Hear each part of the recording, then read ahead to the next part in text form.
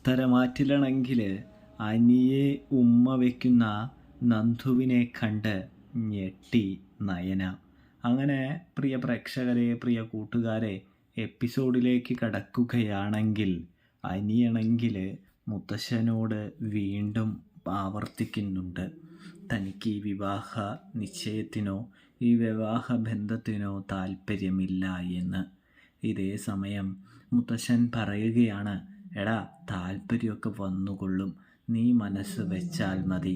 നിനക്ക് അവളും നല്ല ചേർച്ചയാണ്, അവൾക്ക് ഞാൻ വാക്കു കൊടുത്തിട്ടുമുണ്ട്. അതുകൊണ്ട് തന്നെ ഈ വിവാഹ നിശ്ചയത്തിൽ നിന്ന് ഒഴിവ് കഴിവുകളൊന്നും പറയാനായിട്ട് സാധിക്കില്ല എന്ന് പറയുന്നത് കാണാൻ കഴിയുന്നുണ്ട്. എന്തിനാണ് മുത്തശ്ശ വീണ്ടും എൻ്റെ ജീവിതം ഇരുട്ടിലാഴ്ത്തുന്നത് എന്ന് ചോദിക്കുന്നത് കാണാൻ കഴിയുന്നുണ്ട്. മുത്തശ്ശനും സങ്കടമാകുന്നുണ്ടെങ്കിലും വാക്ക് തെറ്റിക്കാൻ മുത്തശ്ശന് സാധിക്കാത്തത് കൊണ്ട് തന്നെ മറിച്ചൊന്നും മുത്തശ്ശൻ പറയുന്നില്ല. ഇവിടെ ആദർശിനോട് അനി വീണ്ടും പറഞ്ഞു നോക്കുന്നുണ്ട്.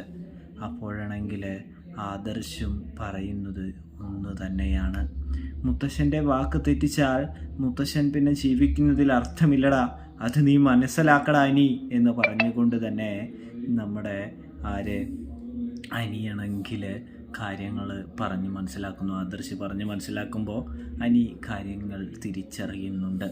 ഇതേ സമയം വീണ്ടും മുത്തശ്ശനും കുടുംബത്തിനും വേണ്ടി നമ്മുടെ അനിയാണെങ്കിൽ അടുത്ത ഒരു ത്യാഗം ചെയ്യാൻ പോവുകയാണ്. പ്രേക്ഷകരെ, പ്രിയ കൂട്ടുകാരെ, ഇതേ സമയമാണെങ്കിൽ നമ്മുടെ അനിയാണെങ്കിൽ വളരെയധികം സങ്കടപ്പെടുന്നുണ്ട്.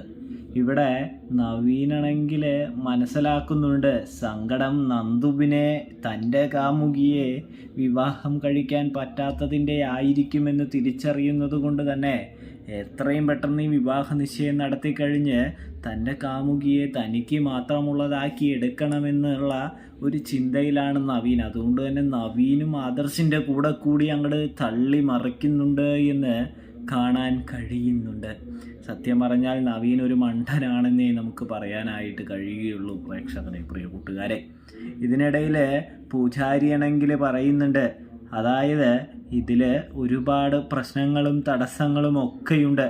ഇവരുടെ വിവാഹ ബന്ധത്തിൽ, ഈ ജീവിതത്തിൽ ഒരുപാട് വെല്ലുവിളികളുണ്ട്, ഒരുപാട് തടസ്സങ്ങളുണ്ട്. അതുകൊണ്ട് തന്നെ ഈ ജീവിതം മുന്നോട്ട് പോകാൻ ഒരുപാട് പാടാണ്, പ്രയാസമാണെന്ന് പറയുമ്പോൾ നമ്മുടെ ജലജ പറയുന്നുണ്ട്, അതൊന്നും നോക്കൊന്നും വേണ്ട, ഇപ്പോൾ വിവാഹ നിശ്ചയം നടത്താം, വിവാഹവും നടത്താം, അപ്പം നന്നായി അവർ ജീവിച്ചോളും എന്ന് പറയാൻ കേട്ടോ.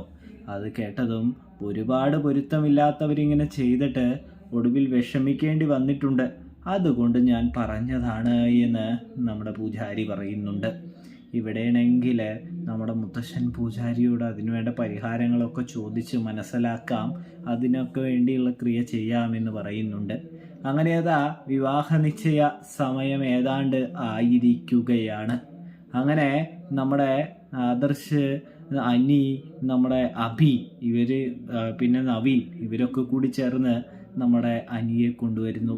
മറുവശത്ത് ദേവയാനി, നയന, നവ്യ, കനക, ജലജ, ജാനകി അവരെല്ലാവരും കൂടി ചേർന്ന് നമ്മുടെ അനുയെ അവന്തികയെ കൊണ്ടുവരുന്നു.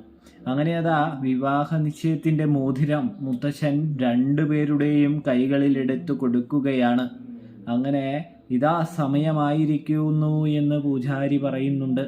ഇതിനിടയിൽ മുത്തശ്ശൻ പറയുന്നുണ്ട്, വിവാഹ നിശ്ചയം കഴിഞ്ഞു കഴിഞ്ഞാൽ പാതിയല്ല 90% വിവാഹം കഴിഞ്ഞ മാതിരിയാണ് എന്ന് പറയുമ്പോൾ പൂജാരി പറയുന്നുണ്ട്, അത് നടക്കാതിരിക്കാനും ഒരുപാട് ചാൻസ് ഉണ്ട് എന്ന് പറയുന്നു.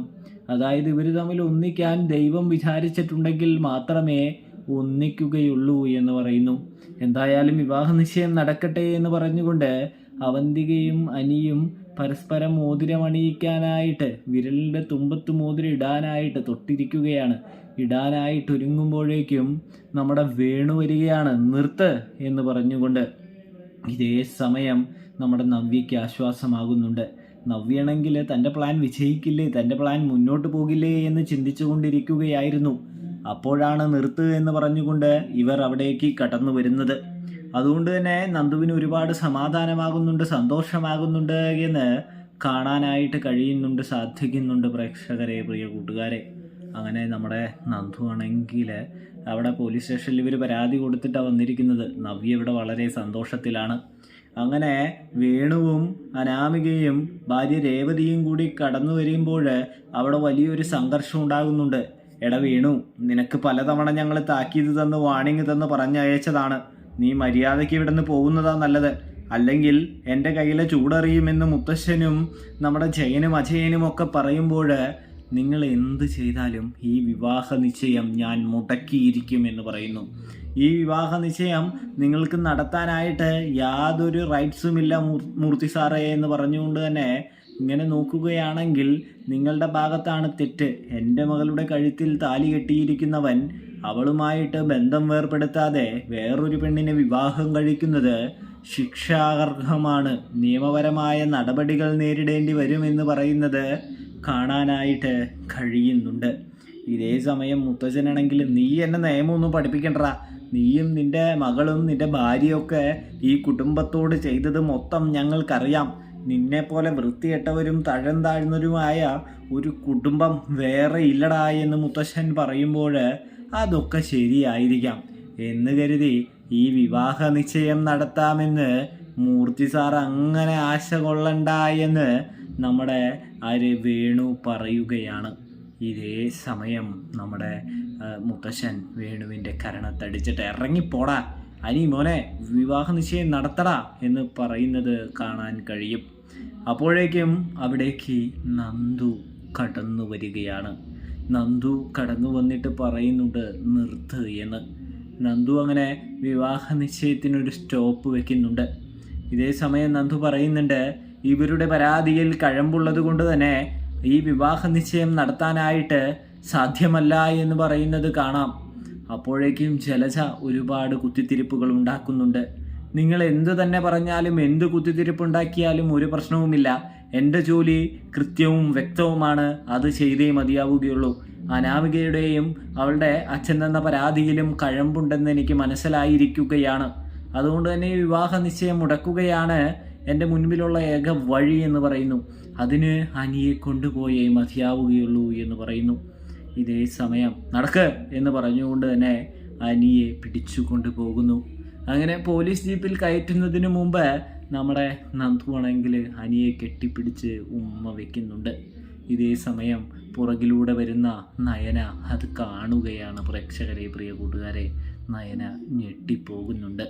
അപ്പോൾ റിവ്യൂവും കാര്യങ്ങളും ഇഷ്ടപ്പെട്ടാൽ ചാനൽ മറക്കാതെ ഒന്ന് സബ്സ്ക്രൈബ് ചെയ്ത് സപ്പോർട്ട് ചെയ്യാനായിട്ട് പ്രത്യേകം ശ്രദ്ധിക്കണേ. എല്ലാവർക്കും താങ്ക്സ് ഫോർ വാച്ചിങ് കൂട്ടുകാരെ, പ്രേക്ഷകർ.